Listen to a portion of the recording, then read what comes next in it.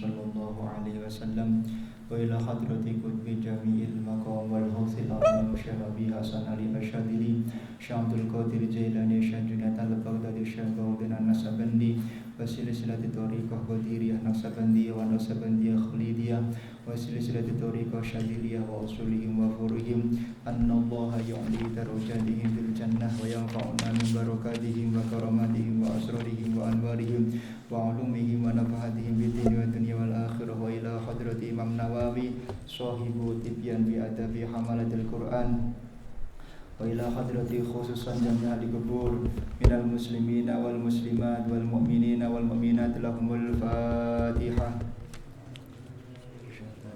بسم الله الرحمن الرحيم الحمد لله رب العالمين الرحمن الرحيم إياك نعبد وإياك نستعين اهدنا الصراط المستقيم صراط الذين أنعمت عليهم غير المغضوب عليهم ولا الضالين رب اغفر لي ولوالدي وللمؤمنين آمين. بسم الله الرحمن الرحيم. قال المؤلف رحمه الله ونفعنا به وبعلومه وأمتنا بالأسراره آمين ya rabbal alamin. Dibuka halaman 135 daripada kitab At-Tibyan fi Adabi Hamalatil Quran. Bismillahirrahmanirrahim. Wa amma ma rawahu Ibnu Abi Dawud an Abi Abdurrahman As-Salmi At-Tabi'i Al-Jalil annahu qala taqul asqatu ayah kada bal aghfaltu fa huwa khilafu ma thabata fil hadis as-sahih fal i'timad 'ala al-hadis wa huwa jawazu adamil karahati fi. Jadi untuk masalah Quran itu berapapun yang sudah jenengan hafalkan, walaupun satu ayat wajib dijaga, tidak boleh dilupakan. Sejelek-jelek manusia yang pernah Allah tunjukkan kepada Nabi Muhammad adalah mereka yang melupakan hafalan Quran walaupun satu ayat saja. Makanya berapapun ayat yang pernah kalian hafalkan maka wajib dijaga. Faslun wa yajuzu ayyakula surat al-Baqarah wa surat Ali Imran wa surat An-Nisa wa surat Al-Maidah wa surat Al-An'am wa kadal baqi wa la karahata fi dzalik. Diperbolehkan mengatakan aku dilupakan sama Allah. Dilupakan, bukan lupa. Kalau lupa maka ada ta'adi, ada sebuah pepeko, kesengajaan untuk tidak menjaga hafalan Qur'annya. Wa karuha ba'dul mutaqaddimin hadza wa qala yuqalu surah allati yadhkuru fiha al-Baqarah wa surah allati yadhkuru fiha al-Imran wa surah allati yadhkuru fiha an-Nisa wa kadzal baqi wa shawabul awwal faqad thabata fi sahihain an Rasulullah sallallahu alaihi wasallam qauluhu surah al-Baqarah wa surah al-Kahfi wa ghairuhuma mimma la yuhsa. Diperbolehkan mengatakan aku dilupakan pada surat Al-Baqarah. Dilupakan, bukan lupa. Kalau dilupakan itu jenengan tetap berusaha menjaga hafalannya tapi lupa gitu. Karena enggak punya kemampuan yang cerdas, terlalu cerdas maka lupa. Wa kadzalika 'anis sahabati radhiyallahu anhu qala Ibnu Mas'ud hadza maqamul ladzi unzilat 'alaihi suratul Baqarah wa anhu fi sahihain. Qara'tu 'ala Rasulullah sallallahu alaihi wasallam surat An-Nisa wal hadis wa aqwalus salaf fi hadza aktsara min an tahsura. Diperbolehkan mengatakan misalnya membaca surat An-Nisa itu diperbolehkan, membaca surat Al-Baqarah diperbolehkan. Membaca surat yang menjelaskan di dalamnya itu ada kisah Baqarah sapi betina boleh. Tapi kalau yang dimaksud itu surat tentang sapi betina saja niatnya maka nggak boleh. Jadi niatnya membaca surat yang di dalamnya itu dibahas tentang surat sapi betina. Wa fi surati lughatan alhamzu wa tarku afsah wa huwa alladhi ja'a bihil Qur'an. Wa mimman dzakara lughatan Ibnu Qutaibah wa fi bil hadis faslun wala yukrahu ayyakula hadhihi qira'atu Abi Amr au qira'atu Nafi' wa Hamzah wa Kisai wa ghairihin. Boleh membaca Quran dengan berbagai qiraah. Misalnya kalian menguasai qiraahnya Imam Nafi' boleh, qiraahnya Imam Hamzah boleh. Jadi membaca qiraah itu enggak harus Quran yang kalian baca itu. Kemarin di YouTube ada yang sedikit mencerca ya. Karena ini bacaan Quran bid'ah gini. Nah, itu adalah qiraah sab'ah namanya. Dan itu adalah qiraah yang mutawatir sanadnya sampai kepada Nabi Muhammad sallallahu alaihi wasallam. Indonesia itu kebiasaannya menggunakan qiraahnya Imam Hafiz. Nah, kalau di Yaman itu mungkin agak sedikit berbeda. Karena di sana bilang qim enggak bisa, biasanya kim. Shiratal mustaqim gitu. Hadza wa al-mukhtar alladhi alaihi amalus salaf wal khalaf min ghairi inkar. Ini sudah maklum. Para ulama salaf itu biasa melakukannya. Waro Ibnu Abi Dawud an Ibrahim an-Nakhai annahu qala kanu yakrahuna ayyakula sunnatu fulan wa qiraatu fulan wa sahih ma qaddamna. Yang paling afdol itu tidak mengatakan dimakruhkan mengatakan ini adalah bacaannya Imam Nafi, itu makruh hukumnya. Harusnya bagaimana? Harusnya adalah mengatakan bahwasanya ini adalah di sini ada dua pendapat. Pendapat yang mukhtar mengatakan dengan kalimat ini qiraahnya Imam Nafi itu mboten makruh, tidak makruh. Sedangkan pendapat yang kedua mengatakan hukumnya makruh. Karena itu sebenarnya adalah qiraah dari Qur'annya Kanjeng Nabi Muhammad dari Allah Subhanahu wa taala. Cuman yang meriwayatkan itu adalah Imam Nafi. Makanya kita mengatakan qiraah dengan metodologi yaitu Imam Nafi, seperti itu. Sahih Bukhari, maksudnya Sahih Bukhari itu bukan kok hadis dari Imam Bukhari, tapi hadisnya Rasulullah yang disahihkan dari Imam Al-Bukhari, begitu. Dan itu tidak makruh menurut pendapat yang pertama, mukhtar.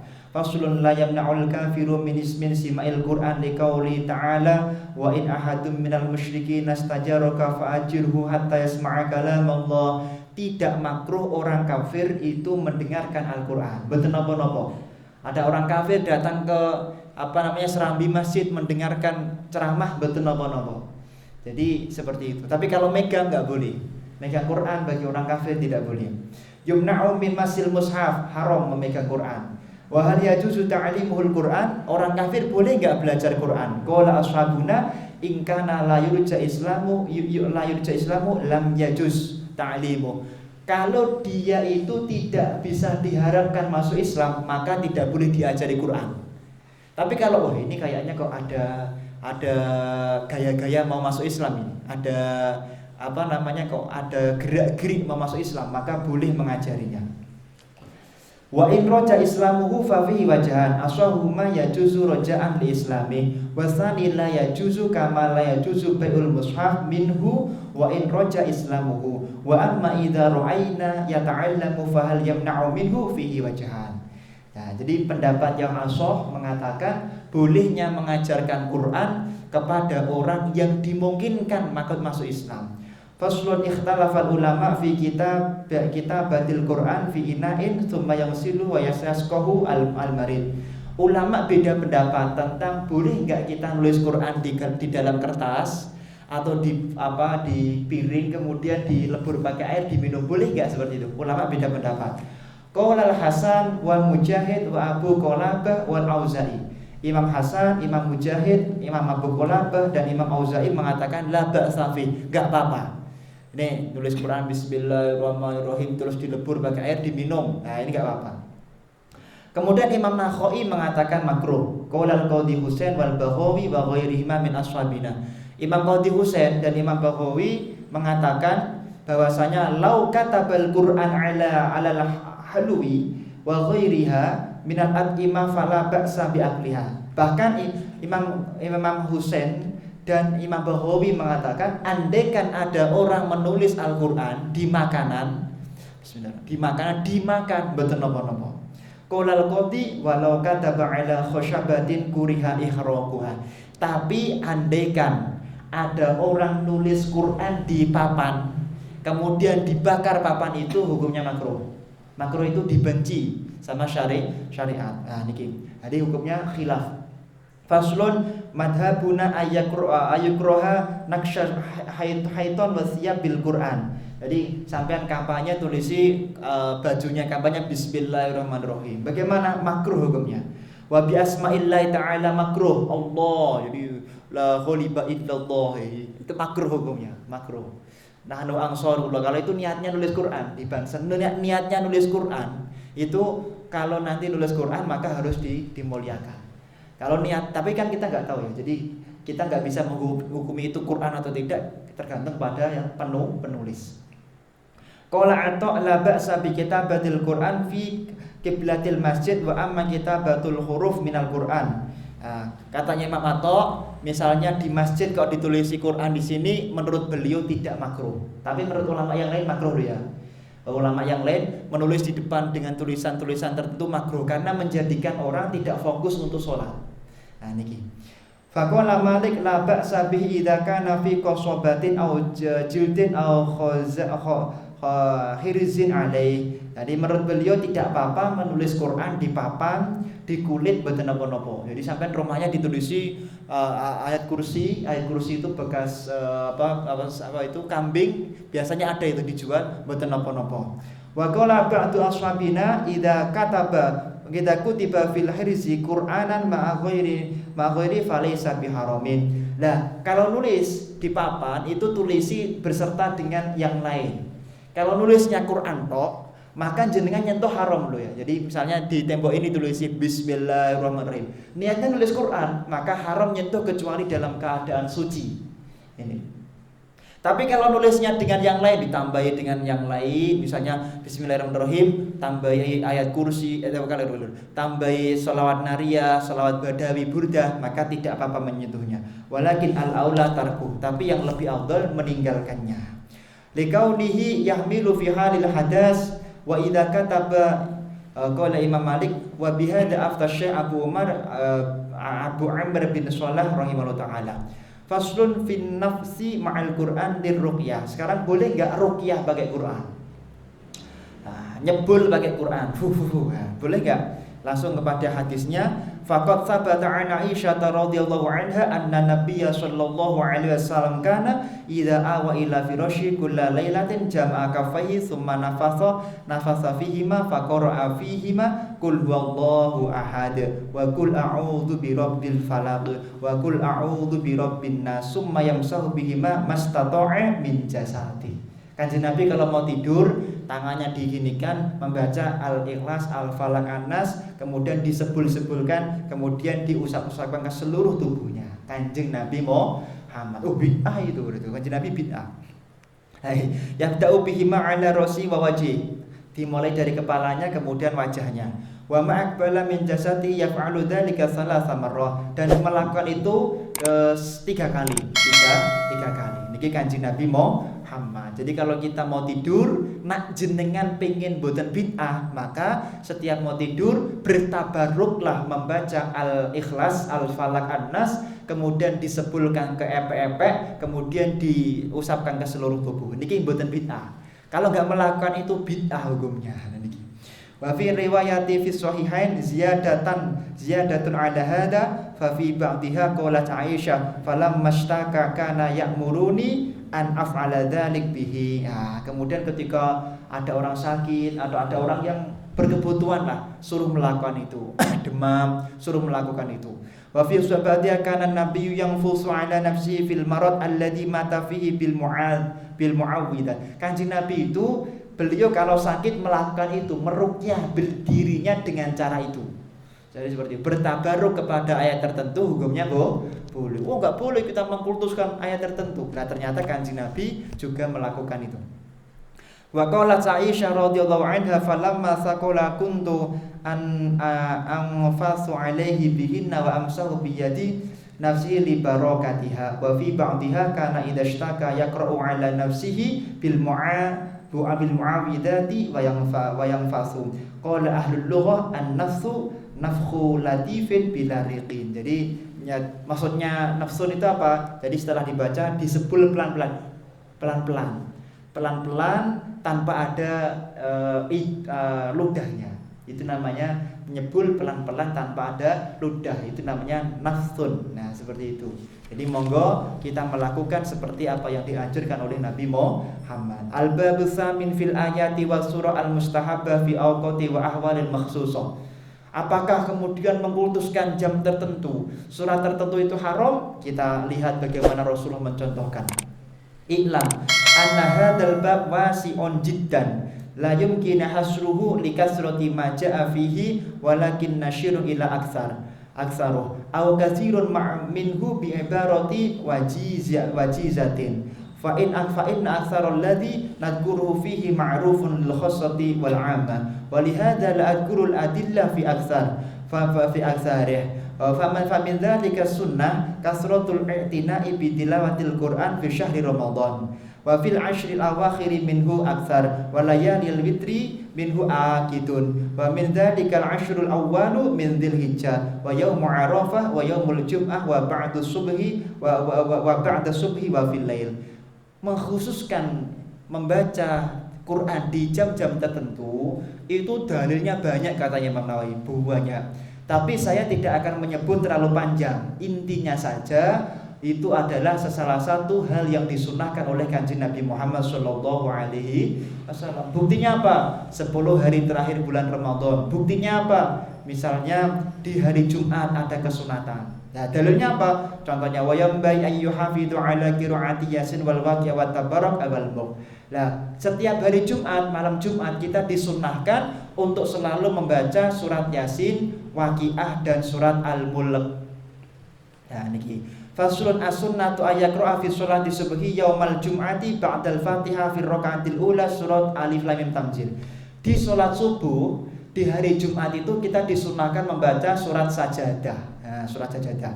Wa tsaniyah di rakaat yang kedua membaca hal ata 'alal insani, itu disunahkan. Wa la yaf'alu ma yaf'alu katsirun min a'immatil masajid min al-iqtisari 'ala ayatin min kulli wahidatin minhuma ma'a tamdidil qira'ah bal yanbaghi yaqra'uhuma bi kamalihima wa yadruju qira'atuhu ma'a tartil. Hendaknya baca Qur'annya enggak usah tergesa-gesa, tapi bacanya tartil. Walaupun agak panjang ya, surat Sajadah ini ada sekitar 3 kaca, tapi kita hendaknya membacanya tartil seperti itu. Misalnya surat At-Tayyib al-Insan ini bacanya cukup ada 2 atau lebih sedikit daripada halaman, maka bacanya tartil. Wa sunnatu ayaqra'a fi sholatil jum'ah fi raka'atil ula suratul jum'ah bikamaliha. Kalau bisa ketika sholat Jumat rakaat pertama itu sholat al-jumu'ah. Wa fi tsaniyati suratul munafiqin, di rakaat kedua surat al-munafiqin. Wa irsya'a sabbihisma rabbikal a'la. Kalau mau maka bacalah sabbihisma rabbikal a'la di rakaat kedua al-ghasyiyah. Ini telah dianjurkan oleh Kanjeng Nabi Muhammad di dalam hadis yang sahih. Wa sunnatu fi sholatil Aid fi raka'atil ula suratil Qaf. Nanti Habib Riza yang memilih sholat Aid, surat rakaat pertama surat Qaf. Qaf wal Qur'anil Majid. Lumayan. Wa fi saniyah surat iqtarabatis sa'ati wa syaqqal qamar. Itu di rakaat kedua. Kemudian kalau kepanjangan, wah kesuwen nih corona, maka rakaat pertama sabihis, rakaat kedua al-ghasyiyah, maka boleh-boleh saja. Faslun wa yaqra'u fi rak'ati sunnati subhi ba'dal Fatihati fil ula. Lah, kalau membaca salat qabliyah subuh, maka rakaat pertama salat qabliyah subuh itu adalah Al-Kafirun. Rakaat kedua Al-Ikhlas. Jadi salat fajar nih loh, Al-Kafirun sama Al-Ikhlas. Kalau mau maka qulu amanna billahi wa ma unzila ilaina. Nah, ini kalau bisa membaca surat Al-Baqarah ayat 126. Nah, jenengan mau Al-Baqarah ayat 126 kalau sholat fajar. Kemudian rakaat yang kedua membaca Al-Imran ayat 64. Nah, niki. Rakaat pertama Al-Baqarah 126, rakaat kedua Al-Imran 64. Hadisnya sahih dari Rasul sallallahu alaihi wasallam. Wa yaqra'u fi sunnatil maghribi fil ula. Kemudian salat ba'diyah maghrib, rakaat pertama membaca Al-Kafirun, rakaat kedua membaca Al-Ikhlas. Wa yaqra'u bihi ma'idun fi raka'atil tawaf wa raka'atil istikharah. Begitu juga 2 rakaat salat tawaf dan 2 rakaat salat istikharah itu hendaknya rakaat pertama Al-Kafirun, rakaat kedua yaitu Al-Ikhlas. Wa yaqra'u min autarin bisalasi raka'atin fi raka'atil ula sabbihisma. Kalau salat witir rakaat pertama itu sabbihis, Rakaat kedua Al-Kafirun, rakaat ketiga Al-Ikhlas niki. Faslun, yustahabbu ayaqra surat Al-Kahfi yaumal Jum'ah. Disunnahkan untuk membaca surat Al-Kahfi setiap hari Jumat. Imam Syafi'i mengatakan yustahabbu ayaqra'aha aidan lailatal Jum'ah. Enggak cuman hari Jumat, malam Jumat ini juga disunnahkan membaca surat Al-Kahfi. Wa dalilu hadza ma rawa Abu Muhammad Ad-Darimi bi isnadi an Abi Sa'id Al-Khudri radhiyallahu anhu qala man qara'a surat Al-Kahfi lailatal Jum'ah adha'a lahu minan nur fi ma bainahu wa bainal bait al-baitil atiq. Barang siapa orang yang membaca surat Al-Kahfi di malam Jumat, maka dia akan diterangi oleh cahaya dari Jumat ini ke Jumat berikutnya dari Baitul Atiq. Wa dzakara Darimi hadisan fi istihbabi qiraati surat Hud yaumul Jumat. Ada pendapat dari Imam Darimi bahwa di hari Jumat itu kita dianjurkan membaca surat Hud. Surat Hud ya. Kemudian ada pendapat dari yaitu Makhul At-Tabi'i Al-Jalil bahwa disunnahkan hari Jumat itu membaca surat Ali Imran. Jadi ada berarti napa sing diwaca totalnya napa? Yasin, Waqiah, Tabarok, Al-Mulk, kemudian Al-Kahfi, surat Hud sama Ali Imran. Itu sekitar kalau di total ya sekitar 7 juz lah kira-kira begitu. Faslun wa yustahabbu al-iktsaru min tilawati ayatil kursi fi jamil mawatin. Setiap tempat yang kita datangi sunnahnya baca surat ayat kursi sunnahnya. Jadi sampai datang ke suatu tempat manapun enggak menunggu yang ada pocongnya. Itu surat ayat kursi itu. Wa ayakraha kulalailatin idza wa ila firasyi. Nah jenengan badhe membaringkan tubuhnya sunnahnya membaca surat yaitu ayat kursi. Wa yakru al-mu'awwidhaitan aqiba kulli sholatin. Sunnah setiap ba'da salat kita membaca mu'awwidhatain yaitu apa? Al-Ikhlas sama Al-Falaq. Faqad shahha an Uqbah bin Amir radhiyallahu anhu qala amarani Rasulullah sallallahu alaihi wasallam ayakru al-mu'awwidhatain dubura kulli sholatin. Diriwayatkan dari Uqbah bin Amir bahwa Rasulullah memerintahkan setiap ba'da salat membaca Al-Falaq sama An-Nas. Faslun yustahabbu ayaqra'a 'indan naum ayatul kursi. Disunnahkan untuk setiap mau tidur membaca ayat kursi dan membaca Al-Ikhlas dan membaca Al-Falaq dan membaca An-Nas serta membaca satu ayat terakhir dari surat Al-Baqarah. Nah niki. Paham nggih? Ayat kursi, Al-Ikhlas, Al-Falaq, An-Nas, terus amanar Rasul bima unzila ilaihi mir rabbih wal mu'minun kullun amana billahi ila akhirih. Itu sunnah. Faqad sabata fi ahaditsun shahihatun an Abi Sa'id Abi Mas'ud Al-Badri radhiyallahu anhu Rasulullah SAW qala al-ayatani min akhir suratil Baqarah man qara'ahuma fi lailatin kafatah. Nak jenengan membaca 2 ayat terakhir dari surat Al-Baqarah malamnya, paginya enggak usah khawatir cukup. Ya, mboten bakal diparingi kurang rezekinya oleh Allah Subhanahu wa taala. Doanya diijabahi. Niki hadis sahih rawahu al-Bukhari. Kemudian qala jama'atun min ahli ilm kafata al-qiyamil lail kafata al-makruh fil lailati. Wa an Aisyah radhiyallahu anha anna Nabiyya sallallahu alaihi wasallam kana kulla lailatin yaqra'u aqallu huwallahu ahad wal muawwidzat. Katanya Siti Aisyah, Kanjeng Nabi itu kalau malam minimal baca Al-Ikhlas sama 2 surat Al-Falaq An-Nas minimal. Kemudian dikatakan oleh Ibnu Abi Dawud, ma kuntu ara ahadan yaqilu dakhala fil Islam yanamu hatta yaqra ayatal kursi. Beliau dikatakan Sayyidina Ali itu tidak pernah paling sedikit dalam beliau tidur kecuali minimal membaca ayat kursi. Nah, jadi mengkhususkan jam tertentu untuk membaca surat-surat tertentu itu hukumnya sunnah, bukan bid'ah.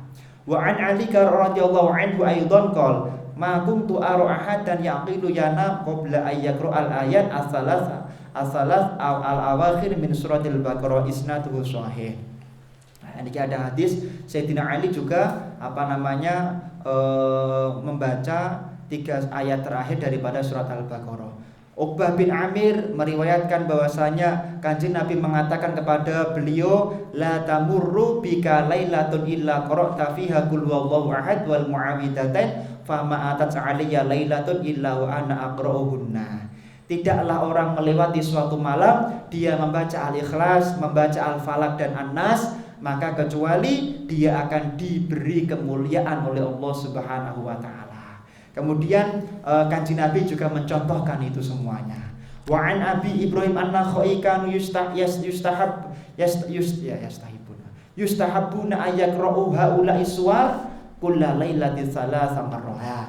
Disunahkan setiap malam baca Al-Ikhlas 3 kali. Ya, niki menurut Imam Ibrahim an-Nakhai. Isnaduhu sahih, sanadnya sahih. Wa an Ibrahim aidan kanu yu'allimunahum idza awau ila firashim ayyaqra'u al-mu'awwidzatain. Niki.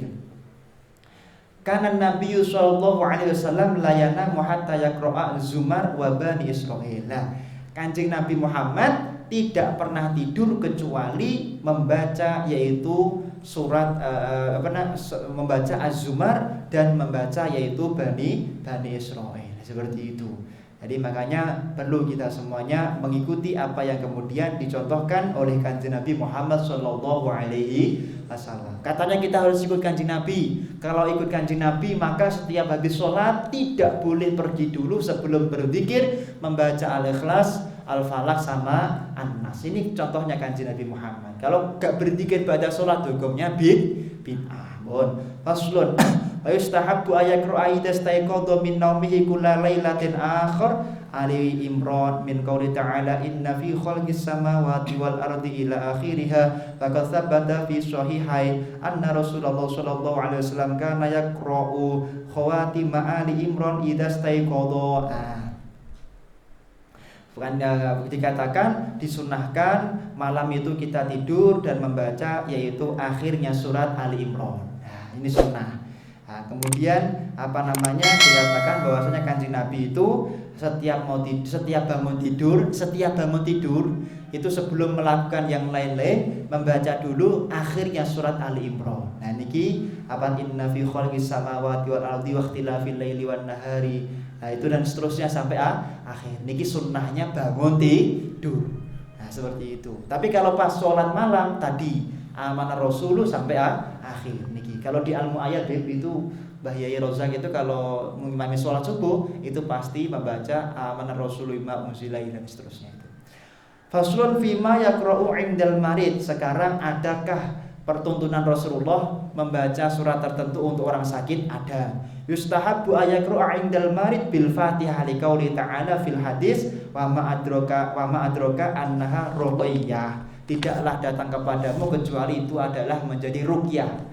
Makanya Fatihah itu ruqyah yang paling mujarab. Marilah kita doakan agar si fulan sembuh. Al-Fatihah. Nah niki itu adalah sesuai dengan hadisnya Rasulullah sallallahu alaihi wasallam. Hadisnya sahih di dalam yaitu Sunan bukan. Hadisnya sahih ini dari kitab Sunan At-Tirmidzi ya. Kemudian wa istahabbu ayaqra'a 'indahu, disunahkan juga menambahi surat Al-Ikhlas, surat Al-Falaq, surat An-Nas minan nasi fil yadih. Kemudian ditiupkan ke tangan, kemudian diusap-usapkan seperti yang telah tadi kami jelaskan oleh Imam An-Nawawi. Wa 'an Talha bin Surif qala kana yuqalu innal marida idza qara'a 'indahu al-Qur'an wajada lidzalika khiffatun fadakhalat 'ala khaysama wa huwa marid faqalat inni arakal yaum sholihan faqala innahu qara'a 'indi al-Qur'an. Jadi pernah ada seorang yaitu Khaysamah ya. Ini kemudian sakit, kemudian beliau tiba-tiba kok jadi sehat. Kenapa sehat? Ternyata dibacakan Quran, makanya jadi sehat. Jadi bertabaruk minta kepada Allah dengan barokah Quran itu hukumnya sunnah. Dicontohkan oleh Kanjeng Nabi Muhammad sallallahu alaihi wasallam. Bukan perkara yang tidak ada dalilnya. Hadisnya sahih semua dari Bukhari Muslim. Waru al-Khatib Abu Bakar al-Baghdadi rahimahullah ta'ala bi isnadihi ay anna Ramadi radhiyallahu anhu kana idza ishtaka syai'an qala hatu ashabul hadis fa ashahatuha ashabal hadis fa idza hadaru qala iqra'u 'aliyal hadis fahada fil hadis faqra'u fal Qur'an aula. Jadi kalau beliau sedang dalam keadaan mumet, pusing dan sebagainya, maka beliau membaca hadis, membaca Quran jadi sehat. Faslun fi ma yaqra'u 'indal mayyit. Apakah Quran itu hanya diperbolehkan dibaca untuk orang yang masih hidup? Mayit boleh enggak? Boleh. Alhamdulillah. Qala ulama min ashabina wa ghairihim yustahabbu an taqra'a 'indahu Yasin li wali ali hadisin Muqil bin Yasar radhiyallahu anhu anna Nabiy sallallahu alaihi wasallam qala iqra'u Yasin 'ala mautakum. Hadisnya sahih, bacalah Yasin atas orang yang meninggal di antara kalian semua. Amalul yaum wa lailah wa Ibnu Majah. Ini hadisnya dibantu oleh beberapa sanad-sanad yang lain, kemudian boleh diamalkan. Ada pendapat yang mengatakan yaitu surat Al-Baqarah. Al-babu at-tasi' fi kitabatil Qur'an wa ikramil mushaf. Hadis bab 9 ini menjelaskan tentang yaitu penulisan Al-Qur'an dan hukum memuliakan Al-Qur'an. I'lam annal Qur'an al-aziz kana mu'allafan fi zamanin Nabi sallallahu alaihi wasallam ala ma huwa fil masahif al-yawm. Walakin lam yakun majmu'an fil mushaf. Bal kana mahfudun fi sudurir rijal. Fakana tawaifu min sahabati yafadunahu kullah wa tawaifu yafaduna ab'adan minhu. Falamma kana zamanu Abi Bakar As-Siddiq radhiyallahu anhu wa qatala katsirun min hamalatil wa qutila katsirun min hamalatil Qur'an khafa mautahum wa ikhtalafa min ba'dihim fihi fantashara sahabat radhiyallahu anhum fi jam'ihi fil mushafi fa asharu bidzalik. Jadi dulu itu di zaman Kanjeng Nabi Muhammad, Quran itu tidak tertulis seperti sekarang. Tapi apa? Ada di dalam hatinya orang-orang yang hafal Quran. Nah, ketika banyak orang-orang yang hafal Quran mati di medan perang, pada meninggal karena sudah tua, maka kemudian ada isyarah daripada sahabat bahwasanya perlunya membukukan Al-Qur'an begitu. Wantasyara Islam khafa Utsman wa qu'al ikhtilaf al-mu'addi ila tarki syai'in minal Qur'an au azyada fi. Nah, kemudian dikumpulkanlah orang-orang yang hafal Quran saat itu. Ketika dikumpulkan, kemudian dikumpulkan kemudian dicek mana yang Quran asli, mana yang kemudian hadis. Bagaimana bacaan yang asli, bagaimana yang tidak asli. Makanya dari kumpulan-kumpulan itulah kemudian ada qiraah ya, ada qiraah Imam Nafi, ada qiraah Imam Hamzah dan lain sebagainya. Nanti bisa belajar kalau sudah hafal Quran. Nah, jenengan pun hafal Quran bisa belajar qiraah sab'ah insyaallah. Bismillah. Semoga kita semuanya bisa belajar qiraah sab'ah. Wa inna ma lam yajma'uhun Nabi sallallahu alaihi wasallam fi mushafin wahidin lamma kana yatawaqqu min ziyadati wa nuskhi ba'dil wa lam yazal dzalika. Nah, di zaman Rasulullah tidak pernah terbukukan Al-Qur'an. Jadi kalau ada orang mengatakan membukukan Al-Qur'an itu tidak boleh, maka ini sangat bahaya sekali. Inilah pentingnya kita mengatakan bahwasanya bid'ah itu tidak semuanya sesat, tapi bid'ah itu ada juga yang kemudian boleh. Seperti kata Imam Syekh Utsaimin dalam kitabnya yang lain. Beliau punya dua kitab. Kitab yang satu mengatakan bid'ah itu semua sesat, kitab yang satu mengatakan bid'ah bisa diperinci jadi dua. Dan ini tidak konsisten. Gak apa-apa lah, kita pakai yang diperinci saja, biar sama dengan Imam Syafi'i gitu. Nanti sudah saya jelaskan di video-video pengajian kitab Risalah Ahli Sunnah wal Jamaah. Wakhtalafu fi adadil masahif allati ba'atha biha Utsman faqala Imam Abu Amr ad-Dani aktsarul ulama ala anna Utsman kataba arba'an. Ada pendapat Sayyidina Utsman itu saat itu menulis 4 kitab, 4 Quran. Yang satu dikirim ke Basrah, yang satu dikirim ke Kufah, yang satu Basrah Kufah niku Irak. Yang satu dikirim ke Syam Suriah, yang satu kemudian tetap di kerajaan yaitu di ibu kota kekhalifahan. Wa qala Abu Hatim As-Sajastani kata Ba Utsman sab'ata masahif. Enggak, Sayyidina Utsman itu nulis 7 mushaf saat itu. Ba'atha wahidan ila Makkah. Yang satu dikirim ke Makkah, yang satu ke Suriah, yang satu ke Yaman, yang satu ke Bahrain. Bahrain itu Masya Allah ya, mata uangnya besar sekali sini. Yang satu ke Basrah, yang satu ke Kufah, Saya saat di Yaman mau ke Bahrain deh, mau pergi ke Bahrain, nggak jadi. Kenapa? Karena perang ya.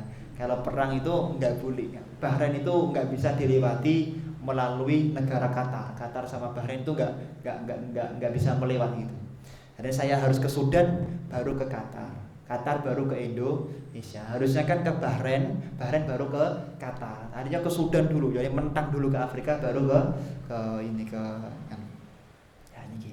Nah, ini adalah 7 mushaf yang pernah ditulis oleh Sayyidina Utsman ibn Affan. Wa fil mushafi asala, la mushaf itu menggunakan 3 lughat, dhammul mim wa kasruha wa fathuha ya.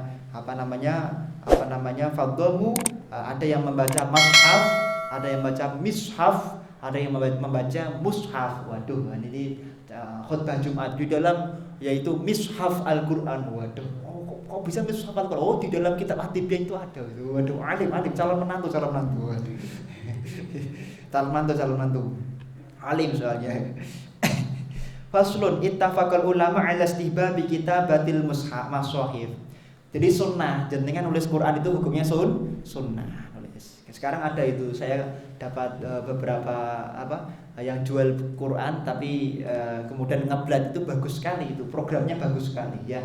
Bagus itu, kalau bisa dibeli kita tulis seumur hidup kita minimal pernah 1 kali nulis Al-Quran minimal. Wa tahsinu kitabatiha, membaguskan tulisannya. Wa tabyinuha wa idhah, dicetak-cetaki. Wa tahqiqul khatti duna masyaqqatin wa ta'liqiyah. Jadi benar-benar tulisannya dibaguskan mengikuti khot-khot yang jelas ya. Jangan pakai khot-khotnya orang Jawa tapi khotnya ilmu khot bener gitu ya. Nanti belajar kalau di Al-Mu'ayyad ada Pak Abdul Rauf itu pakar di bidang tulis menulis. Qaulul ulama wa istahabbu nuqatul mushaf wa nuqatul mushaf wa syakluhu fa innahu siyanatun minal lahni fihi wa tashhif. Sunnah mengharokati Quran itu hukumnya sunnah, bukan wajib, saya akui tidak wajib, tapi sunnah. Kenapa? Biar tidak lahan. Kalau nggak ada harokatnya, kira-kira bisa baca nggak kira-kira ini? Sakit boten sakit. Apalagi nggak ada tasdidnya. Waduh, ini alhamdulillah, ini ada tasdidnya. Alhamdulillah atau alhamdulillah. Ini kan bingung. Wa amma karahatu sya'bi wan nakhai ada pendapat dari Imam Sya'bi dan Imam An-Nakhai hukumnya makruh. Fa innama karahaha fi dzalika zaman khaufan minat taghyir fi. Takutnya apa? Takutnya kalau dikasih titik, dikasih harokat itu nanti merubah kemuliaan Al-Qur'an, mengurangi kemuliaan asli Al-Qur'an. Kan begitu, orek-orekan gitu. Apalagi kaligrafi itu kan sudah enggak jelas Qur'annya kadang-kadang ya. Kaligrafi itu bagus, tapi kalau sampai Quran aslinya nggak bisa dibaca itu kurang bagus. Niki deh yang menjadikan makruh. Waqad amana dzalikal yaum falamana. Kalau sekarang aman nggih mboten napa-napa. Wala yamtani min dzalika likaunihi muhdisan fa innahu minal muhdatsatil hasanah falam yamtani minhu kana dhairihi mislu tasnifil ilmi. Mboten napa-napa. Itu termasuk bid'ah yang hasanah katanya beliau. Wa binaul madarisi waribatot wa ghairi dzalik. Lah, kalau semua bid'ah itu haram katanya Imam Nawawi, berarti bangun pondok pesantren haram. Buat organisasi NU haram, buat organisasi Muhammadiyah haram karena bid'ah sesat semuanya ya. Buat partai PKS haram, buat partai PDI haram, haram semua nanti ya. Apalagi pengajian online ini kakek buyutnya haram. Faslun la tajuzu kitabatul Quran bi syai'in najisin. Haram menulis Quran dengan sesuatu yang najis. Wa tukrahu kitabatuhu 'alal indana. Dimakruhkan menulis Quran di tembok makruh. Kenapa? Fa fihi madhabu atu allati qaddamna. Kenapa? Takutnya kalau orang nyentuh enggak tahu kalau itu Quran. Paham ya? Jadi misalnya di masjid muslim nggak ada ya, aman ya. Kalau di desa saya itu masjidnya orek-orekan semua. Kalau masjidnya nggak orek-orekan kurang mulia gitu ya. Ya, kurang sip. Masjid Baitul Ma'mur Purwodadi itu Quran tok wis muter Quran. Lah boleh nggak? Boleh. Cuman harus hati-hati karena itu Quran nyentuhnya harus dalam keadaan suci. Itu yang paling penting. Wa anna idza kataba 'ala khashabatin kuriha ikhraquha. Kalau ditulis di tembok maka makruh.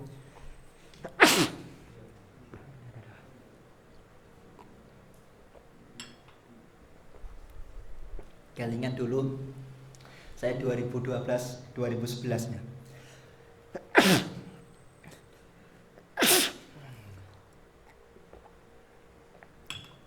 Ngaji kitab Tibyan, gurunya Gus Umar Fauzi, salah satu guru kita Gus Umar Fauzi, salah satu. Itu kalau ngaji yang datang ya 5, 6. Kalau khataman, yang datang 30. Waduh. Dulu kelingan saya, Masya Allah. Semoga Gus Umar Fauzi masuk surganya Allah. Wujub basyanatil mushafi bahtiramih. Jadi ulama sepakat bahwa memuliakan Quran itu hukumnya wajib. Gak boleh kita menyepelekan Quran. Membuat Quran sebagai guyonan gak boleh. Guyonan seperti membuat Kanjeng Nabi sebagai guyon gak boleh, haram hukumnya. Guyonan walaupun benar gak boleh. Quran ini kita harus hati-hati. Seperti itu. Qala ashabuna wa khairuhum walau alqahu muslim wal a'yadu billahi ta'ala fil qadhurat surul malaki kafiran. Bahkan kalau menyepelekan Quran, ngenyek Quran, menghina Quran dibakar misalnya, maka hukumnya haram. Bon, qalu wa yahrumu tawassudu. Jadi kalau menaruh Quran jadi satu dengan kitab yang lain, maka Quran yang paling atas, jangan di bawah. Tidak boleh seperti itu, tidak boleh. Quran paling atas. Jadi ini kan Quran itu paling atas Quran. Ya seperti itu. Kalau nanti jenengan ngaji kitab apa, tafsir apa, taruh di bawahnya gitu. Jadi harus adabnya diatur. Wa istahabbu ayyakum malil mushafi idza jadi kalau Quran di depan kita berdiri. Jangan sampai kemudian Qurannya di kaki kita itu selujung, di depannya ada Quran. Itu dibenci sama Rasulullah. Waqad qarartu dalailun dalil istihbabil qiyami fil juz'i alladhi jama'tuhu fi. Wa rawaina fi musnadid Darimi bi isnadis sahih an Ali bin Abi Mulaikah an Ikrimah bin Abi Jahal radhiyallahu anhu kana yadhul mushaf ala wajhihi wa yaqulu kitabu rabbi. Jadi kalau perlu Quran itu ditaruh di atas begini loh. Gitu diangkat. Ya gini boleh bagus lah. Tapi yang penting jangan dicangking saja. Enggak dicangking. Kalau bisa diangkat begitu, dimuliakan dengan kemuliaan yang sangat luar biasa. Dimuliakan Quran ini. Kalau enggak salah masuk ke kota Mekah Madinah itu kan kemudian gambarnya Quran. Dimuliakan Quran ini. Ya kalau di sana ada keris, ya di Pasar Kliwon nanti di patung Quran gitu BPH. Ada keris ya ada Quran. Tapi nanti kalau masalah keris nanti Ustadz Tovan yang ceramah itu. Mau maksudnya keris bagaimana itu? Filosofinya. Anak muridnya Ustadz Salim Al-Fillah. Faslun. Tahrumul musafirah bil mushafi ila ardil adwi ila idza khifa wa uqihi fi aidihim lil hadis. Ya, jadi haram mengirim mushaf ke negeri musuh. Jadi sampean punya mushaf, sampean punya Quran. Quran sampean itu dikirim ke tempatnya, misalnya perempuan yang habis kamu tolak cintanya. Waduh, kulo yakin Qurannya itu disepelekan itu. Akan disepelekan, seakan-akan Qurannya enggak akan dimuliakan. Maka tidak boleh seperti itu. Jadi haram kita mengirim Quran ke tempat yang kira-kira khawatir di sana tidak dimuliakan, ke negara musuh. Jadi kalau nulis surat ke negara musuh, maksud saya nulis surat ke negara musuh, maka jangan pakai ayat-ayat di atasnya. Khawatir nanti tidak dimuliakan. Karena raja sana itu marah-marah, dirobek-robek. Lah ini jadi haram. Makanya kalau nulis surat undangan, kalau bisa nggak usah pakai Quran. Kalau bisa nggak usah pakai Quran. Boleh pakai assalamualaikum, tapi nggak usah pakai yang ada Allahnya. Ya pokoknya lafaz Allahnya jangan takutnya undangan tersebut nanti dibuang, kemudian dihinakan. Termasuk menerjemahkan Qur'annya jangan. Undangan nikah biasa saja ya Ustadz Faiz yang mau nikah ini. Biasa saja kira-kira begitu. Biasa saja. Itu. Nah, gak usah pakai Quran atau terjemahnya, terjemah surat Ar-Rum. Nah, nanti takutnya itu nanti disepelekan, ditaruh di bawah, dijadikan bungkus gorengan dan lain sebagainya. Ini hati-hati. Kalau pakai nazum malah mboten napa-napa. Nazum ya, pakai syair-syair mboten napa-napa. Yang penting tidak Quran atau tidak hadis ya. Mohon ganti wae sama ini. Nah ayyusafira bil Quran ila ardi adwi. Kanjeng Nabi itu melarang kita membawa Quran ke negara musuh. Wa yahrumu bai'ul mushafi minadh-dhimmi. Haram menjual mushaf kepada orang kafir dhimmi. Jadi haram menjual Quran kepada kafir dhimmi, haram hukumnya. Fa'in kafir dhimmi aja haram, apalagi kafir harbi. Kafir dhimmi itu misalnya kita nawon lah ya, walaupun kita akan membahas lebih panjang di dalam kitab Minhaj nanti ya. Jadi misalnya tetangga jenengan non Islam damai dengan kita, damai. Menjual Quran kepada dia haram hukumnya. Paham ya? Apalagi yang dia memusuhi Islam gitu. Wasani yasihu. Nah niki. Kalau jual belinya sah enggak? Menurut pendapat yang ashah tidak sah. Muqabil qaul ashah mengatakan sah. Kalau menjualnya boleh enggak? Ya mungkin boleh. Kita menjual Quran kepada Pak Rudi boleh, karena Pak Rudi dimungkinkan akan memberikan Quran itu kepada batko itu, badan TPG itu boleh. Kalau kita ada keyakinan akan dikasihkan boleh. Tapi kalau ada keyakinan akan dipegang, kemudian tidak akan dihinakan nggak boleh. Karena beli orang non Islam. Ya, kita memuliakan sesama perbedaan agama, tapi juga kita harus tahu syariat Islam. Jadi bukan kemudian demi toleransi, demi ini kemudian kita melanggar syariatnya Allah Subhanahu wa taala. Demi toleransi, mari kita semuanya ikut meramaikan perayaan Natal. Ini error.com ya. Wa yamna'ul majnunu was-sabi alladzi la yumayyizu min hamlil mushafi. Anak kecil dan orang gila itu enggak boleh megang Quran.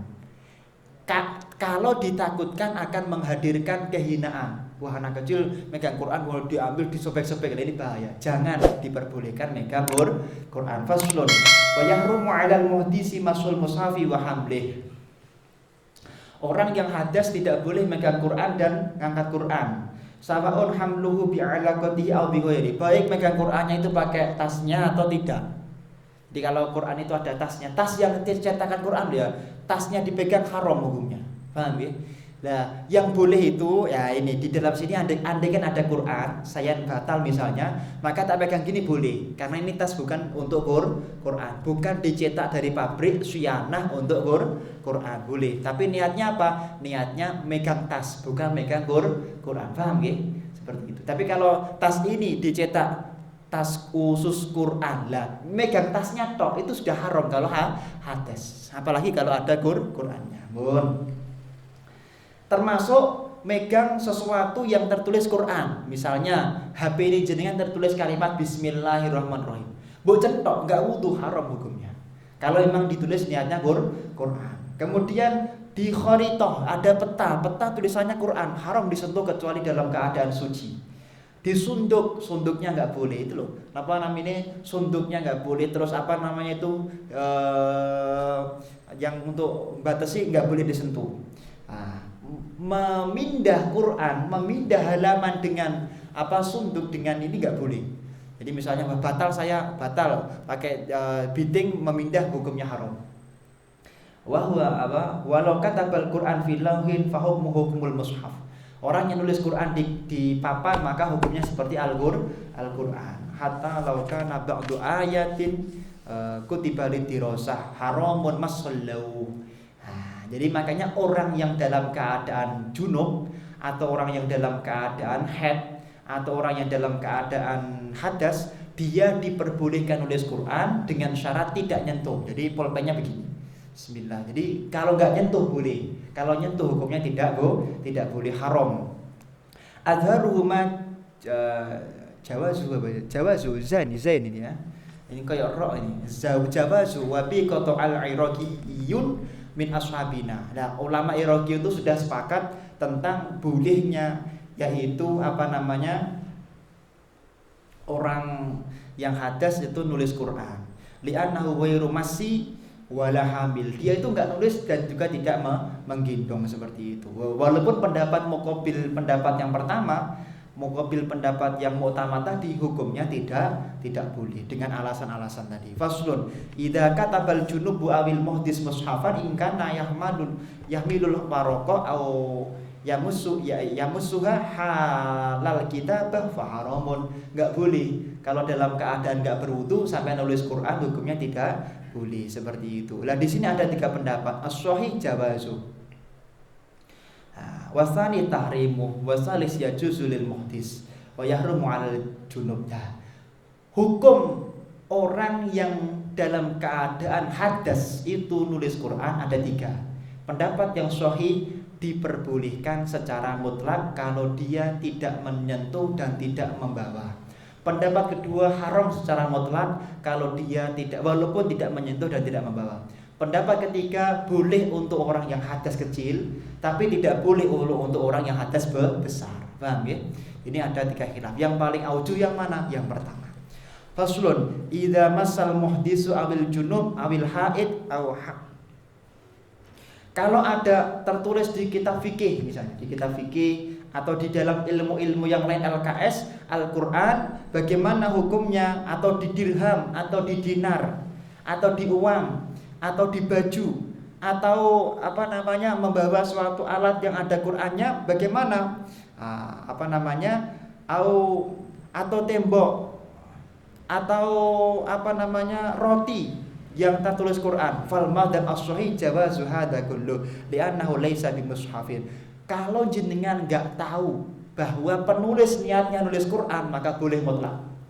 Tapi kalau jenengan tahu, itu kan suka nulis Quran, saya niat nulis Quran, maka tidak boleh. Jadi kalau enggak tahu, misalnya ini kan di dalam kitab At-Tibyan ini kan pasti banyak ayat-ayat Qur'annya nggih. Lah kalau saya megang begini betul napa-napa. Karena di sini ada Quran sama ada ayat yang lain. Wa qala Aqdul Qudda Abdul Hasan Al-Mawardi fi kitabihil Hawi yajuzu masusiyah bil Quran wa la yajuzu lubsuha bila khilafin.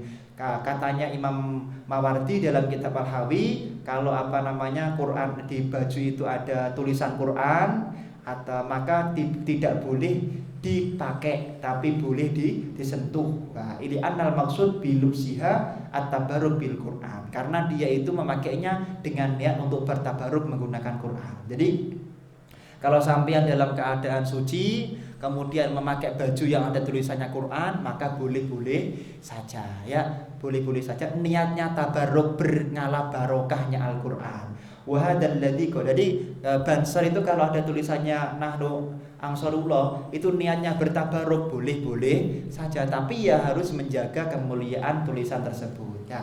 Wa amma kutubu tafsiril Quran, ini penting. Adapun kitab-kitab tafsir Al-Qur'an fa in kana Al-Qur'an fi aktsar min ghairihi haramun masuha wa hamluha. Nak Qur'ani lebih banyak daripada tafsirnya, maka haram memegangnya dan menyentuhnya. Wa in kana ghairu aktsaru kama huwa al-ghalib fa fiha salah satu aujuh. Nah, lebih banyak Qur'annya daripada lebih banyak tafsirnya daripada Qur'annya, di sini ada 3 pendapat. As-sahwa la yahrum. Pendapat pertama tidak haram. Pendapat kedua haram. Pendapat ketiga in kana al-Qur'an bi khattin mutamayyizin bi ghalazin au humratin wa nahwi haram. Jadi kalau pendapat yang paling utama tidak haram. Ini tafsir Jalalain. Tafsir Jalalain itu diterangkan di dalam kitab I'anah, antara tafsirnya dan Qur'annya itu kancek 2 huruf. Jadi kalau katanya Syekh Habib Zain bin Semit Quran itu ada 1.025.010 huruf, maka berarti tafsirnya 1.025.012 huruf. Itu tafsir Jalalain. Maka megang tafsir Jalalain hukumnya boleh-boleh saja. Tapi kalau bisa saja jangan khawatir nanti ternyata di tafsir Jalalain itu ada huruf yang hilang. Ternyata di Quran ada huruf tambahan. Nah, ini menjadikan tidak boleh disentuh. Kalau bisa jangan tafsir Jalalain yang disentuh, tapi yang lain. Seperti itu. Bon. Kemudian qultu wa yahrumul mas idza stawa. Kalau sama 1.025.000 10 huruf sama, maka hukumnya tetap haram. Nah, ini adalah dikatakan oleh Shahibut Tatimah, pengarang kitab, yaitu di dalam Tatimah min ashabina wa idza qulna la yahrumu fa huwa makruh. Ada pendapat mengatakan enggak, makruh saja, enggak sampai haram. Wa amma adapun kitab hadis fa illam yakun fiha ayatun minal Qur'an lam yahrum masuha. Adapun kitab hadis, kalau di hadis itu tidak ada isi Qur'annya, maka enggak haram memegangnya.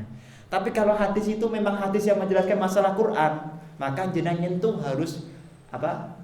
Berwudu. Biasanya kitab-kitab asbabun nuzul itu ada Qurannya seperti itu. Wa ammal mansukh tilawatuhu kasyaikhu wasyaikhatu idza zanaya farjumuhuma albattah. Ini ayat ini kan sudah dimansuh, maka tidak apa-apa menyentuhnya. Ini pendapat. Begitu juga di dalam At-Taurat dan Injil itu tidak nyentok kitab Injil sama nyentok kitab Taurat, karena sekarang itu sudah tidak asli, dimansuh, maka tidak apa-apa. Faslun idza kana ala mawdi'in min badanil mutatahhir najasatun ghairu ma'fuin anha haramun 'alaihi masul mushafi bi mawdi'in najasati bila khilafin. Nak tengah awake jenengan enten najise nggih, walaupun jenengan itu adalah orang yang punya wudu, maka jenengan nyentok Quran mboten angsal. Tidak boleh membawa Quran ke tempat yang ada najisnya. Mejanya enten najise, mbok dosoke Quran enggak boleh. Enggak boleh. Wala yahrumu bi ghairihi al-madhhab as-sahih al-masyhur alladzi qalahu jamaahiru ashabina wa ghairuhum minal ulama. Wa qala Abdul Qasim as-Saymuri min ashabina yahrum. Wa qulatu ashabuna fi hadha qala al-qadi Abu Thayyib hadha alladhi qalahu al-mardud bil ijma'. Summa 'ala al-masyhur qala ba'd ashabina innahu makruh wal mukhtar annahu laysa bi makruh. Lah, di sini terkait masalah permasalahan tadi memang ulama berbeda pendapat, tapi ya jelas pendapat yang banyak dipakai di dalam kitab-kitab itu tetap haram hukumnya, membawa Quran di tempat najis. Tapi ada juga yang mengatakan makruh gitu. Faslun man lam yajid ma'an fatayammama haitsu yajuzul lahu tayammum. Barang siapa orang yang tidak menemukan air, maka dia boleh bertayamum. Ya, seperti itu. Jadi kalau zaman dulu enggak boleh bertayamum. Yajuzul lahu masal mushaf. Kalau orang bertayamum, maka boleh memegang Al-Qur'an. Sawaun kana tayammumuhu li sholati aw li ghairiha mimma yajuzu tayammum lahu. Baik megang Qur'annya itu karena niat tayamum atau tidak niat tayamum, pokoknya kalau dia sudah tayamum, maka baik megang Qur'annya itu baik tayamumnya diniati sholat atau tidak selain sholat, maka boleh megang Quran. Li'annahu muhdisun jawazna lahu sholah lid-darurah.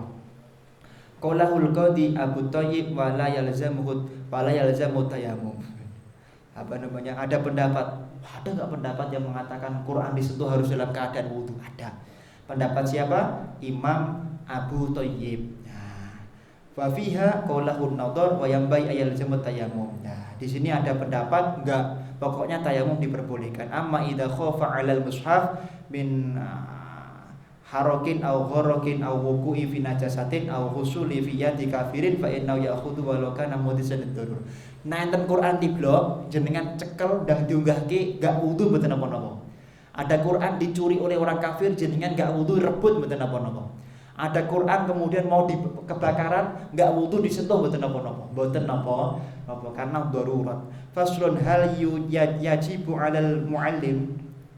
Apakah bagi seorang guru dan orang wajib mengajarkan anak yang telah kecil, yang telah tamyiz untuk bersuci, memegang Quran dan lain sebagainya. Pendapat yang muktamad mengatakan bahwasanya menurut pendapat yang ashah tidak wajib karena masyaqqah. Anak yang masih berumur 6 tahun atau 7 tahun yang telah tamyiz, maka dia itu hendaknya diajari yaitu wudu ketika megang Quran. Tapi kalau enggak mampu maka tidak apa-apa. Faslun yasihu bai'ul mushafi wa syira'uhu wa la karahata fi syira'i. Tidak sah yaitu jual beli Quran. Jadi jual beli Quran hukumnya sah dan tidak makruh. Wa fi karahiyati bai'ihi wajhan li ashabina. Asahuma wa huwa nasu Syafi'i annahu yukrah. Jadi pendapat yang asah itu adalah hukumnya makruh dan itu nas daripada madzhab Imam Syafi'i.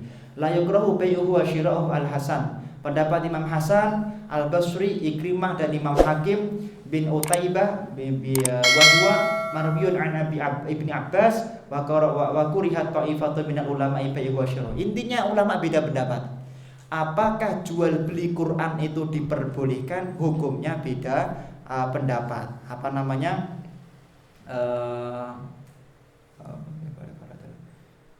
Beda pendapat. Ada yang mengatakan makruh, ada yang mengatakan sama sekali tidak dimakruhkan. Wahakau Ibnu Mundir an al-Alqamah wa Ibnu Sirin wa Nakhai wa Syarih wa Masyruk wa Abdullah wa Ibnu Zaid. Dikatakan bahwa pendapat yang memakruhkan itu adalah Imam Ibnu Mundir, Alqamah, Ibnu Sirin, An-Nakhai dan lain sebagainya. Jadi jual beli enggak boleh. Quran itu ya harusnya dikasih, enggak diperjualbelikan. Wa ruwiya an Umar wa Abi Musa al-Asy'ari at-taghlid fi bai'ih. Wa dhahabat ta'ifatun ila tarkhis fi syira'i wa karahatil bai'.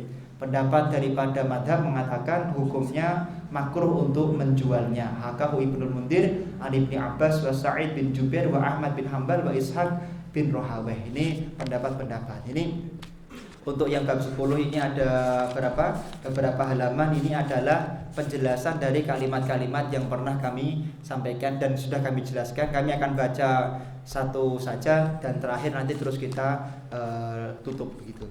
Nah, nanti untuk bab 10 ini akan saya rekamkan penjelasannya melalui voice insyaallah ya.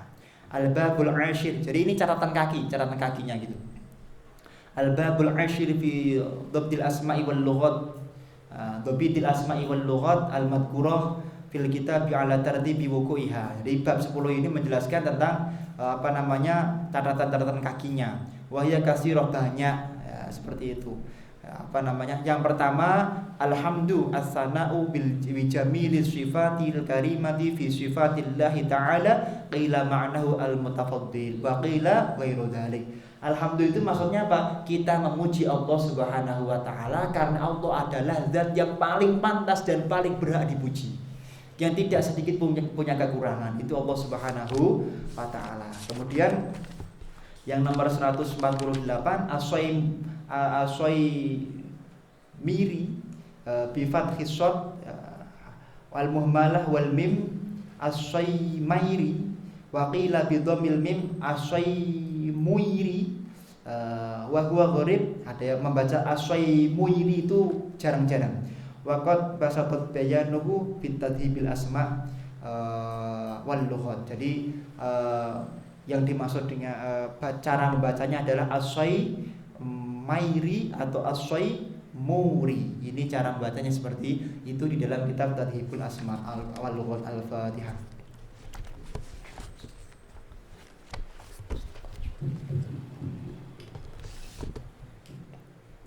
Silakan dibagi Ustaz Alim.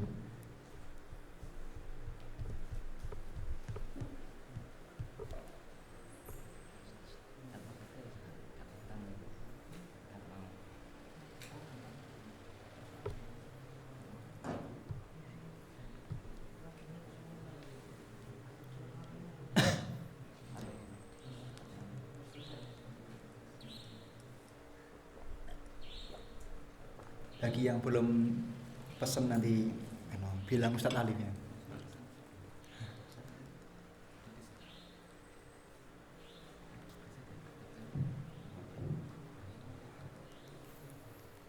Iya.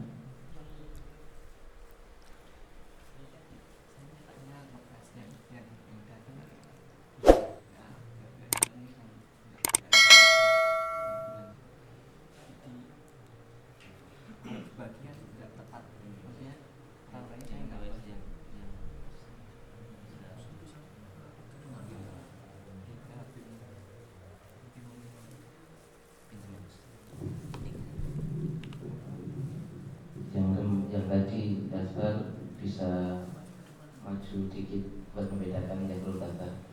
Soalnya nyetaknya ini cuma sesuai yang daftar Pak. Jadi yang kemarin daftar bisa maju dikit biar saya bedakan siapa yang sudah daftar dan belum.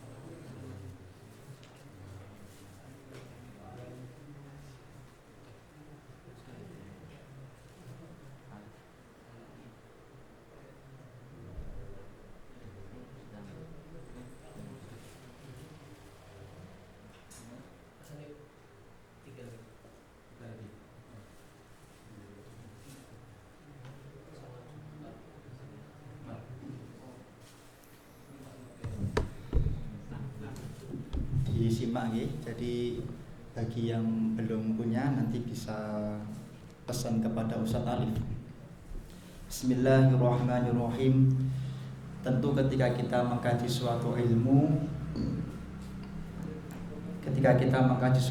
itu harus memiliki guru yang jelas, bersambung kepada pengarang kitabnya dan bersambung kepada Nabi Muhammad SAW. Dulu saya mendapatkan silsilah ini dari beberapa guru yang kemudian saya ngaji kepada beliau. Ketika di Lirboyo, ketika di Al-Mu'ayyad kepada Gus Umar Fauzi, ketika di beberapa lembaga-lembaga yang lain seperti itu, tempat belajar yang lain, yang mana beliau juga punya sambungan sanad yang bersambung kepada Nabi Muhammad, kepada Imam Nawawi dan kepada Nabi Muhammad SAW, yang mana hampir mirip-mirip gitu, mirip. Misalnya kepada Gus Umar Fauzi nyambungnya ke Lirboyo, saya ketika ke Lirboyo nyambungnya juga ke atas sama. Ketika misalnya ke belajar kepada salah satu ulama, sambungnya juga sama. Jadi hampir mirip-mirip sanadnya seperti ini. Maka kita tulis seperti ini. Ini yang saya tulis, yang saya dapatkan ketika ngaji di Pondok Pesantren Kewagian Kediri. Di Lirboyo juga hampir mirip seperti ini sanadnya. Artinya nyambungnya dari guru ini ke sini nyambung ke sini. Bismillahirrahmanirrahim. Alhamdulillahirabbil alamin. Sanad At-Tibyan fi Adabi Hamalatul Quran di Syekh Imam Nawawi. Alhamdulillahirabbil alamin wassalatu wassalamu ala asyrafil anbiya'i wal mursalin sayyidina Muhammadin sallallahu alaihi wasallam wa ala alihi wa sahbihi ajma'in, amma ba'd. Fa'aqulu qad ittasalat ilayya Ahmad al-Faqir al-Hakil ila Maulahul Ghani Ahmad Muhammad Musta'in Soha riwayah At-Tibyan fi Adabi Hamalatul Quran ijazatan al-Allama Syekh Abdul Hanan Maksum anil Allamah Syekh Muhammad Yasin bin Isa al-Fadani al-Makki anil Allamah Muhammad al-Baqir bin Nur al-Jogjawi. Jadi beliau dapat sanad dari Syekh Bakir bin Nur al-Jogjawi. Jadi Bahanan Maksum itu dapat sanadnya berguru kepada Syekh Yasin al-Fadani. Syekh Yasin al-Fadani dapat sanad dari Syekh Nur Bakir bin Nur al-Jogjawi. Beliau dapat dari gurunya yaitu Syekh Muhammad Mahfud bin Abdullah At-Turmusi, Mbah Mahfud Tirmas. Beliau dari gurunya yaitu Sayyid Abi Bakar bin Muhammad Syato Ad-Dimyati, Mekah. Beliau dari gurunya Sayyid Ahmad Zaini Dahlan. Sayyid Ahmad Zaini Dahlan dari gurunya Syekh Utsman bin Hasan Ad-Dimyati. Beliau dari gurunya Syekh Abdullah Asy-Syarqawi. Beliau dari gurunya Syekh Ahmad bin Abdul Fattah Al-Malawi. Dari gurunya Syekh Ahmad bin Muhammad An-Nakhliyi. Dari gurunya Syekh Abdullah bin Sa'id Aba Qushair Al-Makki, Mekah. Dari gurunya Sayyid Umar bin Abdul Rahim Al-Basri. Dari gurunya Syekh Syamsuddin Muhammad Ar-Romli. Dari gurunya Al-Qadhi Zakaria Al-Ansori. dari gurunya dari Syarafuddin Abdul Fattah Muhammad bin Zain Al-Marohin, dari gurunya Syekh Allamah Sirajuddin Umar bin Ruslan Al-Bulqini, dari gurunya Al-Hafidz Abdul Hajjaj Yusuf bin Abdurrahman Al-Mazi, dari gurunya yaitu Imam Ar-Rabbani Abu Zakaria Yahya bin Syaraf An-Nawawi. Jelas ya? Yang belum bisa baca harokatnya bisa dilihat kebaliknya, yang ada itu Indonesianya. Gitu Ustaz Alif ya, ada Indonesianya. Itu bisa dilihat. Andaikan besok jenengan ngajar kitab Atibian, tambahi jenengan, muridnya tambahi lagi terus sampai kepada hari kiamat. Ya, semoga bermanfaat. Nanti bagi yang belum dapat bisa bilang kepada Ustaz Alif insyaallah. Semoga pengajian kitab ini diberkahi oleh Allah, dapat berkahnya guru-guru kitab. Saya juga mendapatkan sanad ammah dari beliau Syekh Muhammad bin Ali Ba'atiyah, dari Habib Umar bin Muhammad bin Salim bin Hafid, dari guru-guru Hadramaut Yaman, dari Syekh Yasin Asmuni Pondok Kediri juga dapat sanadnya ini, dan dari sanad-sanad yang banyak sekali itu. Kemudian kita berdoa semoga guru-guru kita meridhoi kita dan menganggap kita sebagai muridnya. Karena tidak ada yang paling diinginkan oleh seorang murid melebihi diakui murid oleh para guru-gurunya. Al-Fatihah.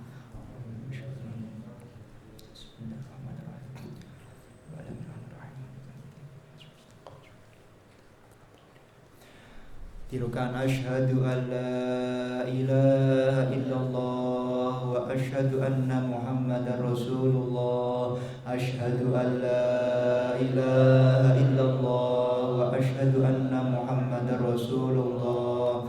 Asyhadu an la ilaha illallah wa asyhadu anna Muhammadar Rasulullah. Allahumma salli ala sayyidina Muhammad.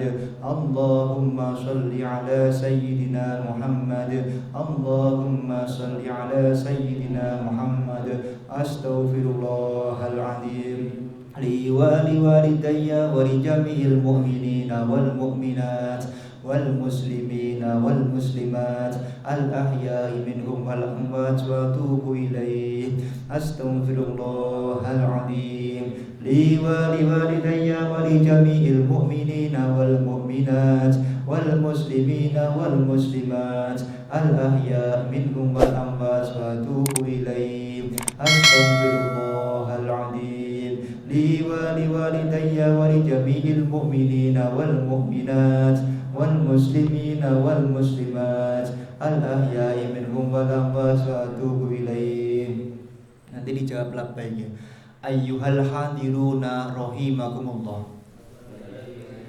Kula ijazahaken sanad punika dumateng panjenengan kados kula dipun ijazahi sanad-sanad saking guru kula, sanad punika saking guru-guru kula kanthi ucapan ajastukum. Al-Fatihah.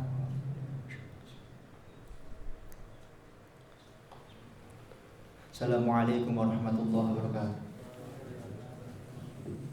Bismillahirrahmanirrahim. Al-Fatihah. Allah yaftah alaina wa yakum futuhal arifin wa faqihna wa yakum fiddin wa alimna wa yakum ta'alim udina wa yakum ilasa wa sabil wa yaj'alna wa yakum ulama sulaha wa Allah yaghfir lana wa lakum wa walidina wa walidikum wa auladina wa auladikum wa azwajina wa azwajikum wa amwadina wa amwadikum wa amwad muslimina ajma'in wa man amara hadha masjid anna Allah yataqabbal salatana siyamana ruku'ana sujudana wa du'ana ويجعله مقربا إلى جنة النعيم ويجعله خالصا إلى وجه الكريم أن الله يقضي حاجاتنا كلها الدنيوية والأخروية بجاه خير البرية ويرزقنا وإياكم حسن الخاتمة عند الموت في خير ورد وعافية وإلى حضرة النبي محمد صلى الله عليه وسلم. الفاتحة.